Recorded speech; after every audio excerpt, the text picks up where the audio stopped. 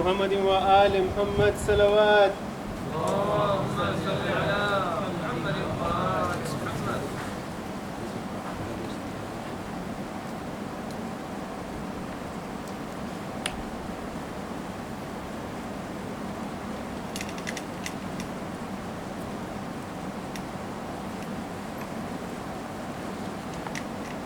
لا حول ولا قوة إلا بالله العلي العظيم. أعوذ بالله السميع العليم من الشيطان اللعين الرجيم. بسم الله الرحمن الرحيم. الحمد لله رب العالمين. الحمد لله كما هو أحله. والصلاة والسلام على أشرف الأنبياء والمرسلين وخاتم النبيين مولانا أبي القاسم محمد صلوات الله. اللهم صل على محمد وآل محمد. أما بعد، قال الله سبحانه وتعالى في كتاب الحكيم والقرآن المجيد وقوله الحق. بسم الله الرحمن الرحيم. يا أيها الذين آمنوا كتب عليكم الصيام كما كتب على الذين من قبلكم لعلكم تتقون. صدق الله العلي العظيم. اللهم صل على محمد وآل محمد. مولانا Sahib, my elders, my brothers, Assalamu alaikum wa rahmatullahi wa barakatuh. By the grace of Allah subhanahu wa ta'ala, and indeed all praise belongs to Allah subhanahu wa ta'ala, who has granted all of us this opportunity of entering the banquet of Allah subhanahu wa ta'ala. We may not understand, honestly, the importance or the greatness of this month of Ramadan. But imagine, for argument's sake, that all of us, inshallah, one day are called as guests to the house of the vice chairman of the Jamaat, who I've seen around, so I'm indirectly asking him to call us all, at least those who are present.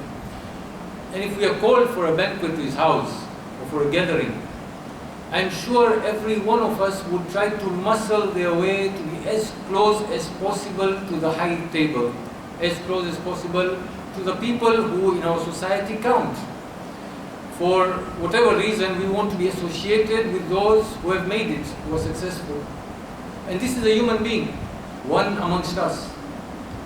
We are in the banquet of Allah subhanahu wa ta'ala, the creator, the originator, the owner of everything and anything that is there in the universe, entire universe. What should be the hadaf? What should be our maqsad? What should be our drive in this month? Is it just a matter of fasting and getting good health and good physique? Is that the point of this holy month?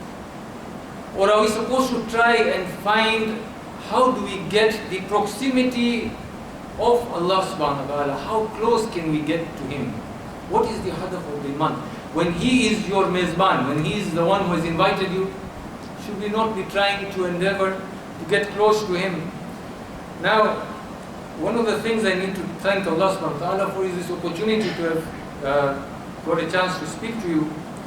Before I begin on the topic that I've lined up, inshallah, for the next 3 nights, tonight, tomorrow and Monday night, there are a couple of things I need to draw your attention to.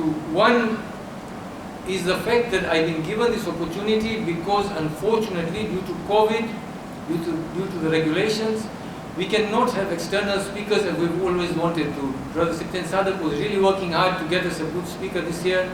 We've got Maulana Sahib also, who's been doing a lot of service to this community over the last year and a half. But I would not have had this opportunity had it not been for this cap of 55 and under. The question is, does it have to be me?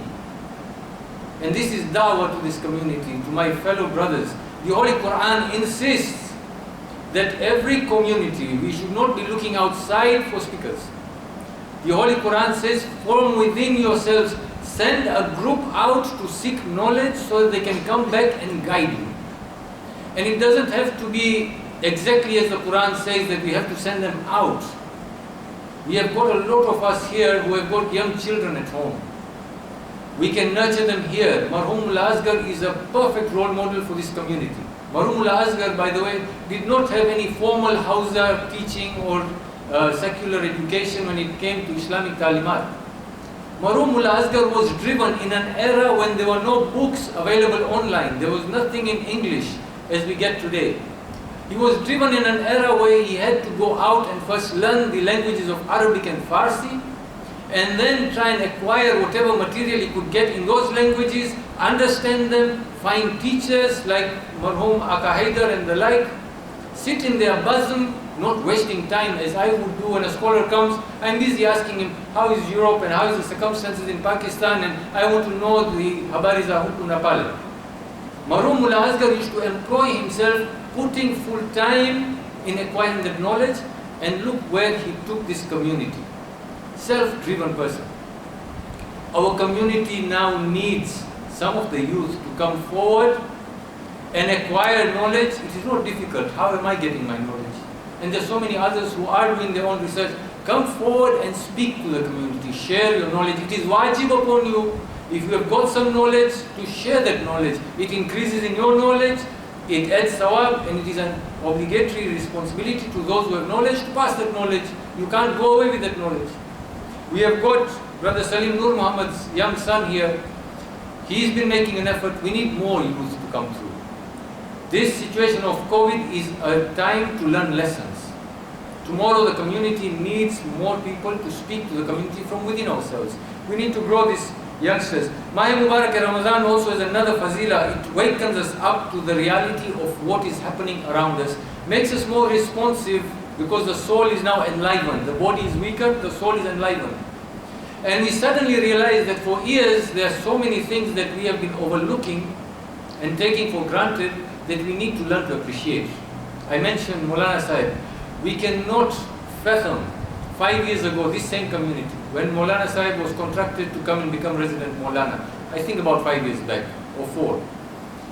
When we got Maulana Sahib, just before we got him, if the community remembers, we had a period of nearly a year or two where we had no religious scholar as the resident Maulana. Imagine Allah's force. Look at the wisdom of Allah subhanahu wa ta'ala. We keep saying that we need to see Allah subhanahu wa ta'ala in our day-to-day lives. We keep saying the example of Amir al-Mu'mineen, who says, I would not worship a God who I don't see. You want to see Allah subhanahu wa ta'ala? Look at Allah subhanahu wa ta'ala in the situation of COVID. 4 years ago, 5 years ago, when the community had no idea that such a problem was going to occur, the visionaries who are building this center, who are building these houses, who are facing a lot of criticism, a lot of complaints from even myself and all the others, we were all questioning the wisdom behind this center and what have you.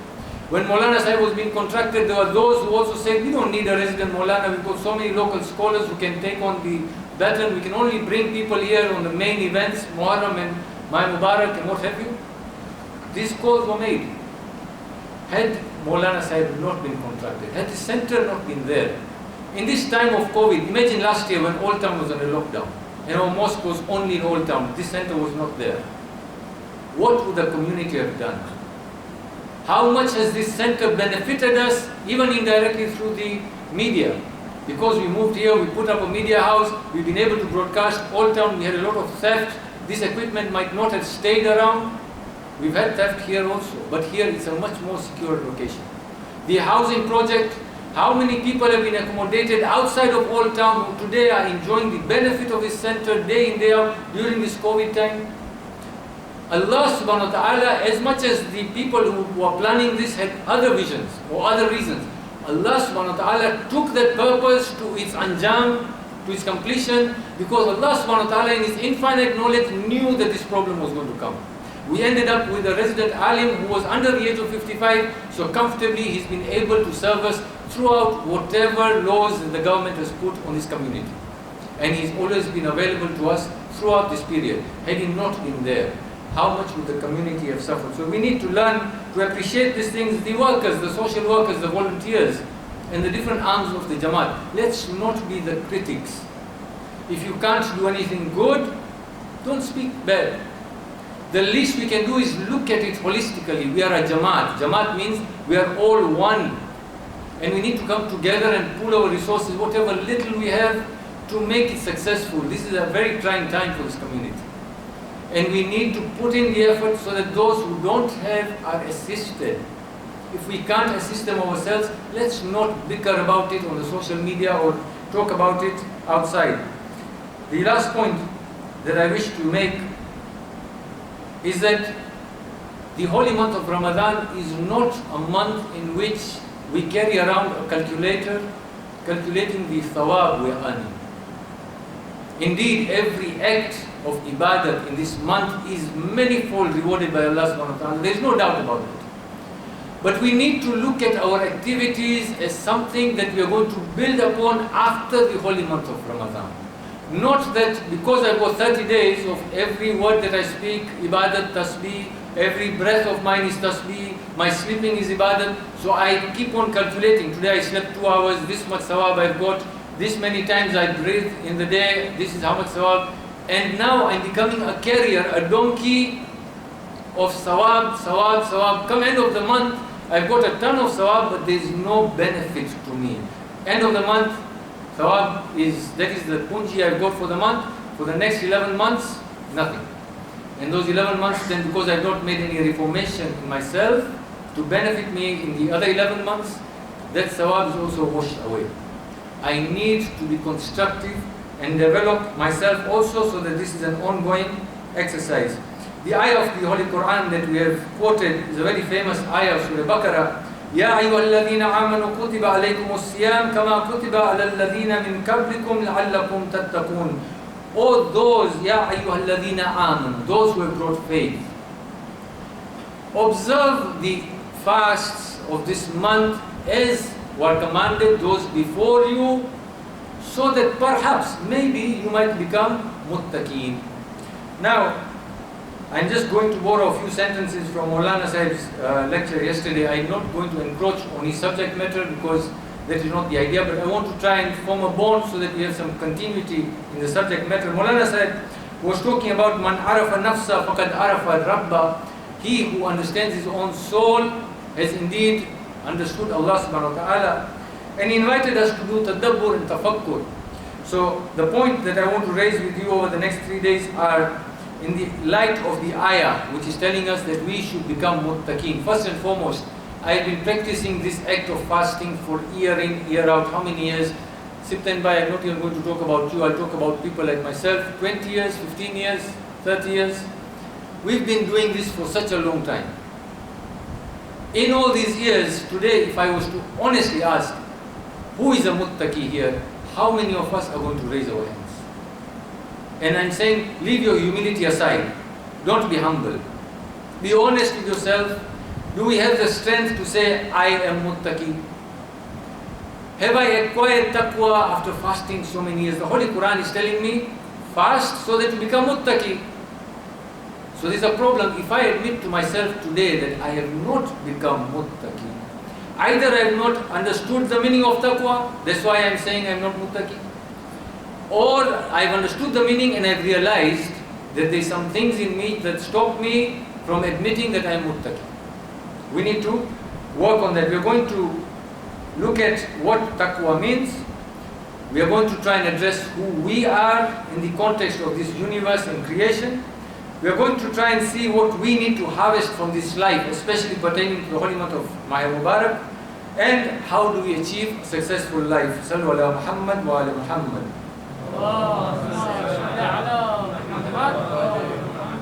I'm mindful of the time, which is running away very fast. First and foremost, taqwa. We need to define taqwa. Days gone, the Holy Quran used to be translated taqwa as God-fearing, taqwa as piety. These words, unfortunately, did not throw out the real meaning that was in the word taqwa. So a lot of scholars came together and they've redefined taqwa. Taqwa meaning God consciousness. Taqwa meaning being wary, God aware, being awake. Which means I entered in the holy month of Ramadan. Allah subhanahu wa ta'ala in this ayah is telling me, as you entered in the holy month of Ramadan, the 11 months have corrupted you, O insan, O believer, and you have started going into a slumber. You are either asleep or you are awake. There's only two states whilst we're living in this life. Either you are asleep or you are awake. Now if you look and listen to a lot of material that's out there, sleep and awakeness also has different levels and various degrees. I would like to believe that all of us here are either borderline, slightly asleep, close to wakefulness, or are awake but not fully awake, like when we wake up in the morning and we're rubbing our eyes, you take a few minutes before you fully kick in. So we are probably somewhere there. There are those who are totally asleep. We see them in the society who are so ghafil, they become atheists, they've gone away from Allah subhanahu wa ta'ala. That's not our topic. We are somewhere in between. We need to see what do we need to achieve that we can activate ourselves to become fully awake and awaken ourselves. And to do this, we need to identify who we are. Who am I? This is where the tadabbur and tafakkur that Maulana Sahib is talking about comes in. Are we this bag of bones and flesh that we see day in, day out? Maulana Murtaza Zaidi puts a very beautiful question. He says, when you fall sick, may Allah subhanahu wa ta'ala keep us all safe from sickness and illness. But when we fall sick, the first thing we do is turn to Allah subhanahu wa ta'ala because we are believers. And we start complaining about ill health. We are so conscious of the sickness of this body. When somebody meets me outside, he will say, there is nothing, you're not building up flesh, you're drying up. The first observation anybody has of me is my physical appearance. They will ask if I'm well, if I've got sickness, whatever. If somebody has got a, mashallah, nice belly, then the opposite is true. We are so conscious of the physical being that we equate that to being us. But is that really us? Are we this body that one day is going to go into the earth and decay and finish? Or is there a greater reality to us? Consider everything physical that you have accumulated in your life, the clothes you're wearing, the car that you're driving, the house that you live in, the pen that you use, the desk that you use, everything physical that you have got, that you acquired. The minute this physical eyes close and the soul departs from the body, those things with which you are associated, attached to, that shop belongs to so-and-so, that business belongs to so-and-so, that house belongs to so-and-so, that car is so-and-so's. Where do they go? Are they us? We are relating to these things whilst we are living in this world. But really, do these things define us, or are we something greater than what we are envisioning? Allah subhanahu wa ta'ala defines us as Ashraful Makhluk, the best of my creation. Compared to what? Now I'm just putting these points through so we can start thinking. Tonight when you go home, I want you to think, ponder, who are you? Who really are you? In Mahe Mubarak, yes, numerous hadiths, the benefits to the body. The Holy Prophet has said that by fasting the body revitalizes, gets healthy. These are numerous hadiths. But is the purpose of the month of Ramadan just the body, or is there a greater goal? If the goal was this body and the health of this body, then those who are health conscious and 11 months they're eating good diets should not be fasting. If the goal of this month was so that I can realize the pain of hunger of the poor person or the needy person or that person who doesn't have enough, then the month of fasting should only be prescribed for those who have and not for those who don't have. That poor person, 11 months he struggles, and even the 12th month Allah subhanahu wa ta'ala puts him together with us and says, even you fast. You're going to go through the same problem for 12 months. This hamshi that you are going to get, even that now is limited. Even though everybody is coming to the mosque, nobody is out to give because it's the month of fasting, and what am I giving him? No food at lunchtime. So he also suffers. Is that what the month of Ramadan is? Or is there a greater role in this month of Ramadan? Is there something Allah subhanahu wa ta'ala wants us to achieve? In this month where He has restricted us from so many things that He has made haram for us, that were halal for us in the normal months. Relations with your wife, with your spouse, halal in the normal course of days of the other 11 months. In the days of Mahe Mubarak, you're supposed to abstain.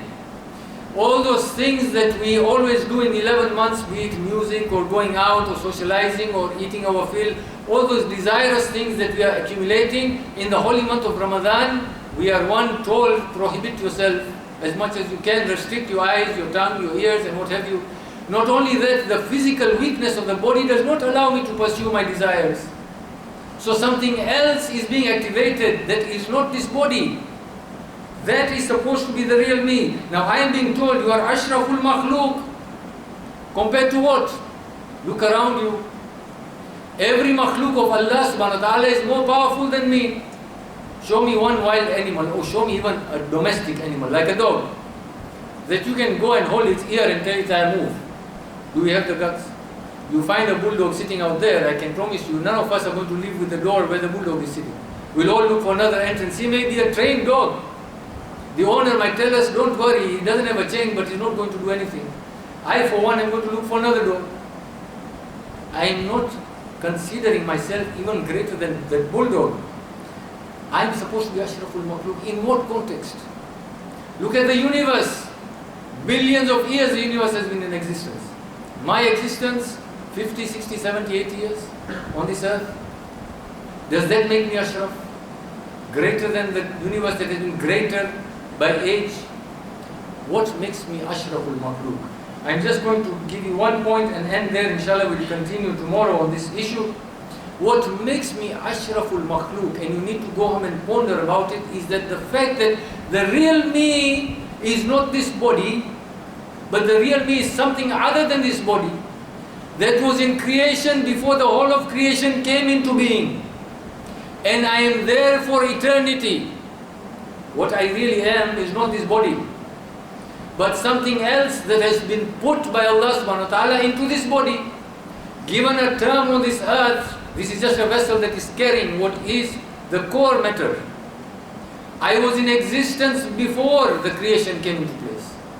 I am going to be in existence even after this dead body is buried in the ground. And I am abadan. And that is the Ashraful Makhluk that Allah subhanahu wa ta'ala is talking about. There are certain attributes that nafs of mine possesses, the real me possesses, that I am ghafil about. And this holy month of Ramadan is the month in which I need to identify what is the real me, how do I activate the real me, what is my potential as the real me, the Ashraful Makhluk, so that before I depart this world, I attain that level that I need to attain, that Allah subhanahu wa ta'ala sent me for. And one more question that you need to ask yourself, so we can debate on it tomorrow inshallah. Did Allah subhanahu wa ta'ala forcefully put us on this earth, or did we opt to come onto this earth? The purpose that we are coming to achieve on this earth, was it forced upon us by Allah subhanahu wa ta'ala? Because if Allah subhanahu wa ta'ala forced us, then indeed we can all turn back to Him on the day of Qiyamah and say, you forced us, I didn't want to go. The argument that many people have, if Allah knew where I'm going to end up, He should have just put me either Jahannam or Jannah. Why did He have to put me through this whole circus? Did Allah subhanahu wa ta'ala force me, or have I got a role to play in that decision of my nafs coming onto this earth for that purpose? And what that purpose is, inshallah. Sallu ala Muhammad wa ala Muhammad. I am briefly going to talk about the Masayib of Janab Abu Zar al-Ghafari. The reason I am picking on Janab Abu Zar al-Ghafari, we normally speak of Karbala and the Aim alayhi salam, but Janab Abu Zar al-Ghafari was one of those prominent companions who achieved the goal of this life that you and I need to learn from. It's a lesson that we need to learn from. Abu Zar al-Ghafari became so truthful that the Holy Prophet said there is nobody more truthful than Abu Zar al-Ghafari between the heavens and the earth. He was so truthful that during the time of the third Khalifa, he goes to the Darbar of Muawiyah and openly, something that we are so afraid to do today. KRA comes knocking, we don't have the audacity to tell them you are wrong and I'm right. The government tells you something where you know you've got your rights, your constitution, whatever. We don't have the guts to stand up for hukukun nas, our own haq. Anyway, Abu Zar al-Ghafari, one of those people who reached that level where he would go into the Darbar of Muawiyah and warn him that what mal that you are accumulating, this that you are collecting and eating is haram. Muawiyah gets fed up, he sends him back to the third Khalifa to Medina. Third Khalifa calls him to the Darbar and says, did you quote this Falah bin Falah hadith? And he says, indeed. The third Khalifa says this hadith, the Holy Prophet did not say, because Amirul Mu'mineen, Ya Ali, did you hear this hadith? Amirul Mu'mineen says, yes, what Abu Zar has said is true. And even if it was not so that you had to call me, the fact that the Holy Prophet said in your presence, there is nobody more truthful than this man, that is enough for proof for you. Nonetheless, third Khalifa asked Abu Zar, which is the place on this earth that you detest the most? You and I are so busy accumulating dunya day in, day out. Our hum and gum is our risk for tomorrow. Abu Zar al-Ghafari could have lied. He was saving his life, he could have lied. Sharia allows you to lie in certain circumstances. If it is going to save the life of somebody, you are allowed to lie. If that is an innocent person. Abu Zar al-Ghafari had a family, could have lied. Instead he says, "Oh Amir, the place I detest most is the place called Rabada." Rabada was between Medina and Kufa. Rabada was a desolate place where there was no vegetation, there was nothing, no water, no nothing. Osman says, "I exile you to Rabada." Janab Abu Zar goes to Rabada not alone, he goes with his wife, with his son and his daughter. Janab Abu Zar in that wilderness loses all his animals, there was no food for the animals. The animals die. Janab Abu Zar buries his wife with his own hands. This is the price for being a muttaqi.